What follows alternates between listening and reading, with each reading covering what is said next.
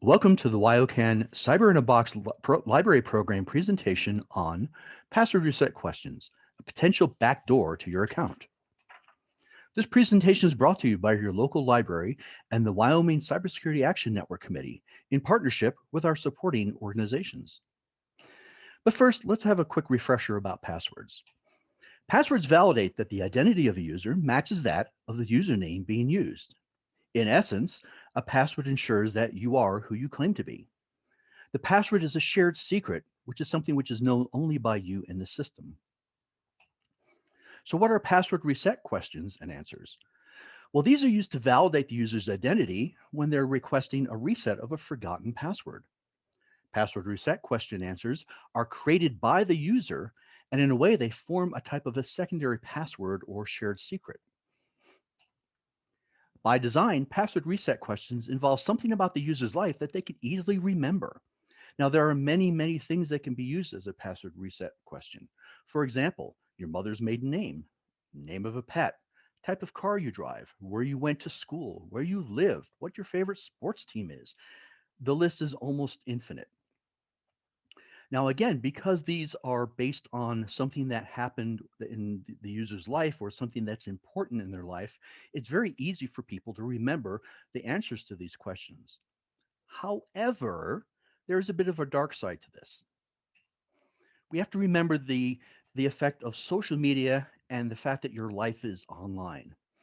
Now, the good thing is that social media makes it easy to share information about your life online. The bad is that, well, social media makes it easy to share information about your life online.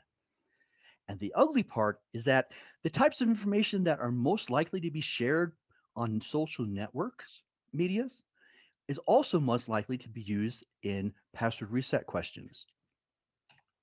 Let's take a look at a potential example.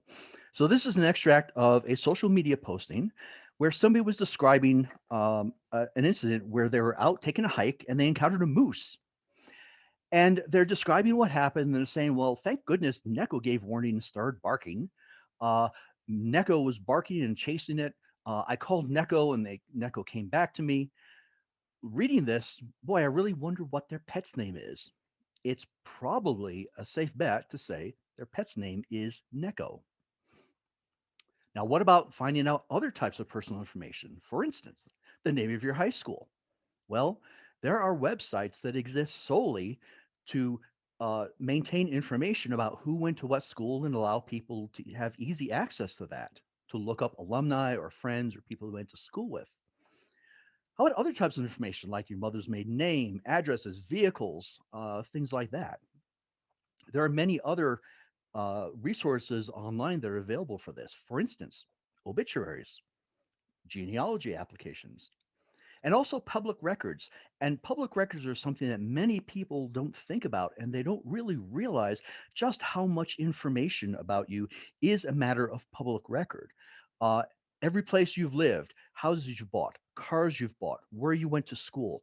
This and much more is a matter of public record, which means it is something which is available to just about anybody. So, how can password reset questions be used as a backdoor to your account?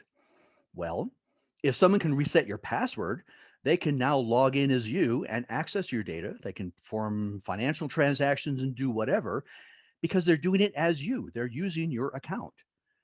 Now, one of the implications of this is that whatever actions they take while they're using your account, they're not accountable for it. You are.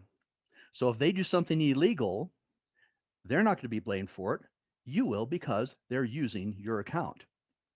By the way, this is one of the reasons that we caution people to take very good care of their passwords in the first place, because if you have an easily guessed password, somebody can log into your account as well.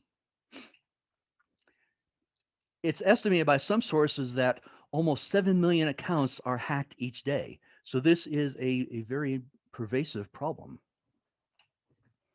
Now, even worse, to add insult to injury, not only is somebody doing things and accessing your information and again having doing transactions as you can no longer use your own account. You're locked out because, well, you don't know the new password. This is known as account hijacking. And again, some sources estimate that over 20% of internet users have said that they had an online account that has been hacked at least once. As an example of this, uh, there's something that's called the Payload Attack. Now, Sarah Palin was a former governor of Alaska. In 2008, she became the first woman to run as a vice presidential candidate for the Republican Party. Now, being a politician and a candidate in a presidential election, there are many details about her life that were recorded online. They're available in articles, interviews, Wikipedia, on social media, all over the place. And we need to remember that politicians love social media because they want potential voters to know about them. Politicians love getting details about their lives. Well, this sort of backfired because someone wanted to hack into her personal email account. So they hacked into her personal Yahoo email account simply by requesting a password reset and then looking up the answers to all the password reset questions online. And the system said, okay, I'll reset the password. And now that person owned the account. Now, I want you to think about that for a minute. This person took over a fairly important individual's personal email account, and they didn't require any specialized training. They didn't need any special tools. All they did was they went to the application, they said, forgot password, and then they looked up the answers online. This is why this is a pretty important issue. So now that we know we've talked about the risks, how can we avoid having easily determined password reset questions and answers? Well, really, it's quite easy. You just lie about it. You have to remember the system really only is looking to make sure that whatever response you provided initially matches what you're providing now as part of the reset password reset request process. So therefore, we can get creative, have fun with it. So if something asks for your mother's maiden name, you might say, well, best oatmeal cookie maker. If it asks about your favorite teacher, that's old grumpy pants. What's the color of your first car? Well, it's polka dot or maybe rusted out. Now, there's things to remember. It's really important to protect the password reset question answers the same as the password. For example, you really don't want to be sharing these. And if you think about it, this makes sense. The password reset question answers allow you to reset the password. Therefore, you want to make sure you protect them at the same level with the same level of care. Because if I have the answers to the questions, I don't need the password. I can just ask for the password to be reset. Also, it's kind of hard sometimes, but it's best if you can to avoid reusing password reset question answers between sites. It's not always possible, but if you can, that's a good practice. Something else to remember is don't get too clever. Remember that the answer has to match exactly. So things like spelling, your use of spaces, the use of punctuation. So make sure that whatever you enter is something you're going to be able to remember and you're going to be able to repeat back exactly. And most importantly, please, when you're choosing a response to a password reset question, please make sure you choose something that you're not going to forget. The whole reason there is a password reset process is in case you forget your password. And unfortunately, there's really no, gee, I forgot my password reset question answer button. So here's for further reading. Here's some more stories about account hijacking and account takeovers. Also, this is a very interesting site, the Have I Been Pwned account .com a site. Um, you can put in an account, your account username, and it will tell you whether that username appears on any list of hacked accounts. This says email accounts, but it has a very decent success ratio for other types of system accounts as well. And some more information.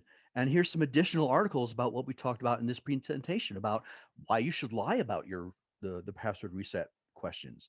And um, other helpful hints. And again, some additional reading about account hijacking, how to prevent it. There's also an interesting article about hacking phone numbers, and this is becoming important because many sites are using callback numbers to your personal cell phone as part of a password reset process. So now that means we have to make sure that that phone uh, is part of the secured process. And again, some additional sites on some of the information we've covered in this presentation. So that concludes our presentation. Thank you very much for attending the Cyber in a Box Library program.